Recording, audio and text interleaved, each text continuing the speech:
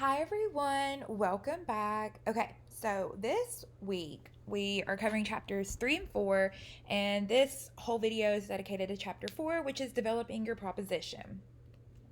So, what is this chapter covering? Well, it's going to cover the three main goals for every business, how businesses can achieve the three goals, how you assess a brand's proposition and what all a proposition entails. You're going to examine the brand's presence online, and then you're going to distinguish the main differences between the two types of engagement. So, for the quote for this PowerPoint, Walt Disney said, "The way to get started is to quit talking and begin doing." And I feel like that is a very powerful quote for this chapter because you have to actually start doing the digital marketing process in order to begin what you're wanting. So, the three goals every business wants to achieve, this is pretty easy and kind of self explanatory, but it's to increase your customer base, increase order value, and increase purchase frequency. Digital marketing helps with all of these goals. So, not only does every online business want this, but obviously brick and mortar stores want this too. So, digital marketing as a whole can help with these three goals: your customer base, order value, and purchase frequency. So, how does a business achieve these goals? Well, it's actually a cycle. So, they do this with the customer base, your purchase frequency, and order value. This is figure 4.1, which is the three goals for the business. So, first, you have to assess if the business is insufficient and if it's ineffective. It can be both, it can be one or the other. So, you have to figure that out. And a digital marketer fixes these issues by proposition, presence, and process. These are the two main reasons why businesses fail. And then these three are how to fix it. So this is a figure. This figure is 4.2, the reasons businesses fail. And you can actually rank based on the chart measurements for how businesses are performing, whether it's insufficient and or ineffective marketing. Based on how you think, I mean, it's not just good or bad. It can fall in the middle. It can almost be perfect. It's kind of like a sliding scale. Digital marketers need to estimate if the business is performing insufficiently, ineffectively, or both. So figure 4.3 is the three P's. Now you've heard of the four P's: place, price, product, and promotion. These are the three P's, and think of the three P's in digital marketing, not just marketing. So the three P's are promotion or proposition, presence, and process. Now, proposition is all about the passion, brand, mission, vision, problem, price, and package of a brand, of the whole business or organization. Presence is channels, positioning, paid campaigns, frequency, and consistency. And then process is involving productivity, tools, software, DMP, customer journey, and performance. And all three of these equal your profit. So let's look at proposition first. So it's based around your passion, brand, vision, problem, price, and package. Value proposition shows how products and services create value for a specific customer segment. And we will definitely dive more into customer segmenting and how to find your customer segments throughout the whole semester. It's actually really interesting, and there's tons of free sites that you can use to find who your customer segment is, how much money they make, where do they live, all of that fun stuff. From a customer's perspective, look at their needs and insights. So, a digital marketer, when you're wanting to understand where your customers are coming from, they need to look at what problems do they need to solve, how can they increase sales, how can they reduce cost, what's in it for them, what benefits would add value to their customer, why would they care about your solution, competitive differentiation, what are your points of difference from your competitors, and why would they trust you? Trust is a very big element in digital marketing and an online atmosphere, because if you have a site, and I want you to think about this just in your perspective. So if you're online and you Google you want to shop for something, and you go onto the search engine, type in what you're wanting to purchase, you click on the URL, and the URL takes you to this landing page. And the landing page looks kind of sketchy. Like, It's not very put together. It looks like it's missing some information. You click on some stuff and maybe some of the links are broken. Would you trust that website? Probably not. It's honestly probably looks like a scam. It might be a scam. They're not putting too much effort into their online presence, and they're not proposing themselves and making this whole big brand and package and vision ideal. So you're not trusting them. So this is something to think about on a consumer perspective level. Proposition needs to be clear and compelling. Web pages need to be succeeding in getting visitors to take action and contact them for more detail. That seems obvious, but I think a lot of digital marketers forget this. So visitors have to take action, and that's usually called a call to action. And a call to action can be like signing up for an email or downloading a white page or a PDF. It could be purchasing an item. So, and then also always contacting the business for more details. How much is something? If it's a B2B business, normally they don't list prices on their website. So the goal is to get them to contact you, and that kind of increases your lead generations. So, approaching this, you have to focus on consumer approaches based on your ideal consumer. So, back in chapter 1 and 2, we talked all about your ideal consumer. So, you have to focus on what behaviors are, what are they looking for? You need to know how much they are willing to pay and roughly what level of service they require. So, if they're paying kind of less for a product, they still want that product to work, but it doesn't have to be something, as a millennial would say, bougie or anything like a Gucci belt. I want a Gucci belt so bad, but I'm totally happy to settle for the knockoff that other stores are giving away, right? And so I am willing to pay bare minimum for this service, or like the quality of my product being not that great, but it still looks like the status product. Then you have to create a bespoke, fully tailored proposal for consumers. So you have to tailor your campaigns based on your ideal consumer. And since you know who that is, you should know where they're going to. So if they're all over Facebook, then go make an ad or a campaign on Facebook based on what they're looking for and know how much they're wanting to spend, what kind of quality they're wanting, and use the consumer behavior to get them. When customers are presented with two to three options, they'll generally choose one of them.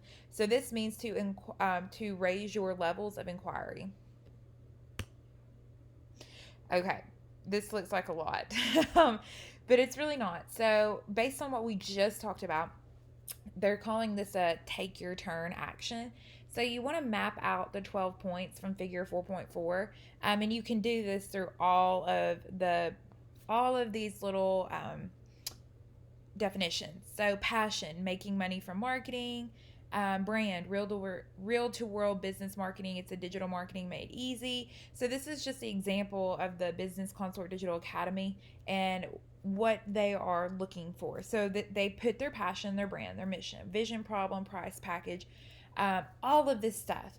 And so they filled it out. So in this example, maybe pause this video and take a second and think about like a brand or somewhere you work now, and list everything through and see like how are they performing. Are they performing inefficiently or ineffectively, or are they doing okay?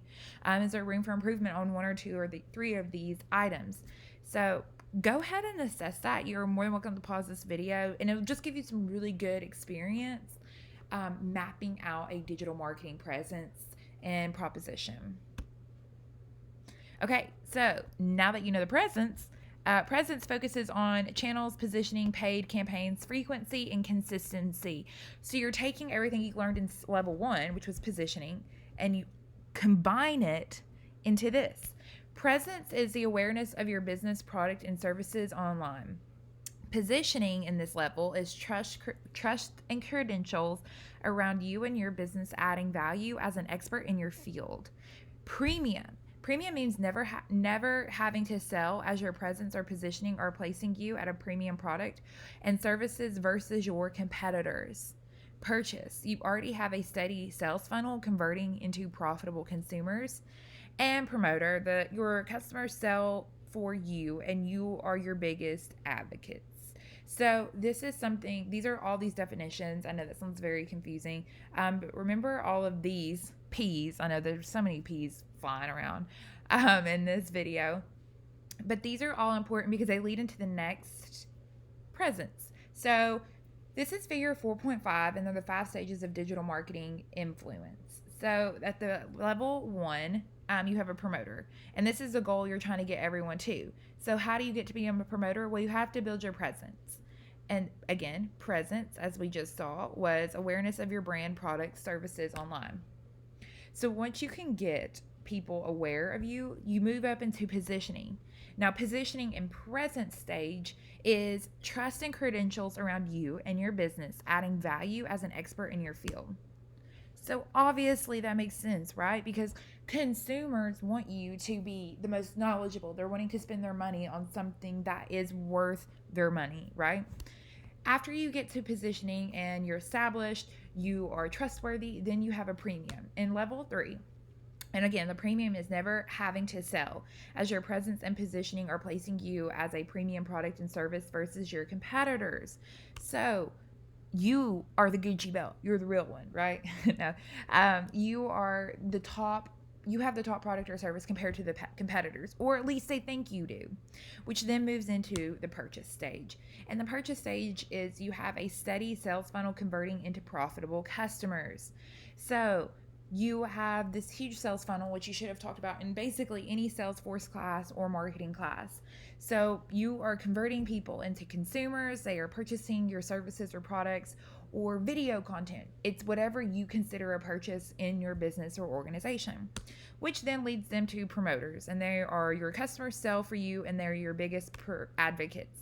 So advocates and promoters, you want them. They're going to be the face of your company, and you honestly need them. Okay, a little bit more on presence. So once you have a presence on all the channels, the business audience you are using, and then like what is the business audience you're using, and then it's all about positioning to them. Positioning is all about building credibility and the knowledge in the business's industry. So you're assisting in trust and making sure they feel understood. People buy from people. We know this because this is why social media has taken such a big influence on everything that we do. So this is why building consumer relationships in an online atmosphere is important. You don't actually want to buy from a company. A lot of times people make purchasing decisions because they feel like that company relates to them. And that's honestly all you're doing in digital marketing, is relating to your ideal consumer, your ideal customer, your avatar. So since content is mass consumed on the web every day, businesses must learn how to stand out. So you want to stand out. You need to make sure that your website and your social media presence relates to your ideal avatar or consumer, and that it's trustworthy. And it goes all back to this beautiful pyramid, your digital influence. How are you influencing your people? There are 2 types of online engagement: proactive and reactive. Proactive, for instance, is if someone types in a search term or a query into Google search. So this means that like you're coming up on Google searching, and because your SEO, your search engine optimization, is awesome. Reactive, for instance, is someone willing to scroll through their social media feed and saw an advert or a post that caught their attention and triggered them to react or take action. A lot of times you see these on Instagram or Twitter, and you don't even know that they're an advertisement because they look the same until you see it says maybe sponsored, and that is a paid campaign. Marketing is only marketing, though, when the customer sees it. So if you're not putting yourself out there and making it relative and relatable, you're not proactive and reactive, who's seeing your marketing? Was it really marketing if no one saw it? Think about it. Paid advertising. This is important. In a world of increasing competition, using paid advertising is a great way to gain presence, exposure, and positioning. Paid ads are the biggest option to target consumers on search engines, websites, and social media, and you normally just pay for the search results. Now, it's a little different. You can do pay per click, which we'll get into later, pay for the whole ad up front. Most of the time, though, you can either do pay per click, so how many times people click on your ad, Or you can do paid by the conversion. So if they took like an actual goal step or conversion once they clicked on your website or your social media and took an action. This is the key to a successful advertising campaign, is to remember that it's not just a one-step process. It's actually a series of ads that guide customers seamlessly through their journey and shortens the sales cycle. So an advertisement online is all about shortening your sales cycle. Once you click on it, it should take you directly to the landing page, where instead of going on the homepage and typing on every website known to man about some product that you're looking for, the ad automatically shows it to you, right?